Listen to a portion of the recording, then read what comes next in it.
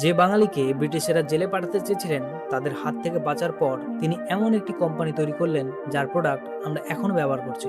কেসি দাস কলকাতার একজন স্বাধীনতা সংগ্রামী পরিবার থেকে জন্ম। ব্রিটিশ জেল থেকে বাঁচানোর জন্য তাকে 1900 দশকে স্ট্যানফোর্ড ইউনিভার্সিটিতে পাঠিয়ে দেওয়া হয়। সেখানে তিনি কেমিস্ট্রিতে বিএসসি কমপ্লিট করেন। পড়াশোনা শেষ করে যখন প্রথমবার ভারতে আসেন তখন তিনি একটি জিনিস লক্ষ্য করেন, তখনকার বাজারে মার্কেটে যেসব সাবান বিক্রি হতো সেগুলো খুব দামি এবং অ্যানিম্যাল ফ্যাট দিয়ে তৈরি, যেটা ভারতীয়দের মোটেও পছন্দ হতো না। কেসি দাস তখন নিজের দক্ষতাকে কাজে লাগিয়ে নিম থেকে লিকুইড বের করে সাবান তৈরি করে ফেলেন। 1920 দশকে সর্বপ্রথম ভারতীয় সাবান ব্র্যান্ড মার্গো তৈরি করেন। তখনকার দিনে নিম পাতাকে আয়ুর্বেদিক উপাদান হিসেবে ব্যবহার করা হতো, আর মার্গো সমস্ত রকম ত্বকের সমস্যার সমাধান করে দিয়েছিল। এমনকি তিনি দামও কম রেখেছিলেন। ব্রিটিশেরা ভাবতেও পারেনি যে একটি স্বদেশী ব্র্যান্ড এত জনপ্রিয় হয়ে উঠবে, এর চাহিদা এত বেড়ে যাবে। 1965 সালে কেসি দাসের মৃত্যুর পরেও আজও তার তৈরি করা সাবান এখনো জনপ্রিয় হয়ে আছে। তোমরাও কি কোনোদিন মার্গো ব্যবহার করেছো? কমেন্ট করে অবশ্যই জানাও।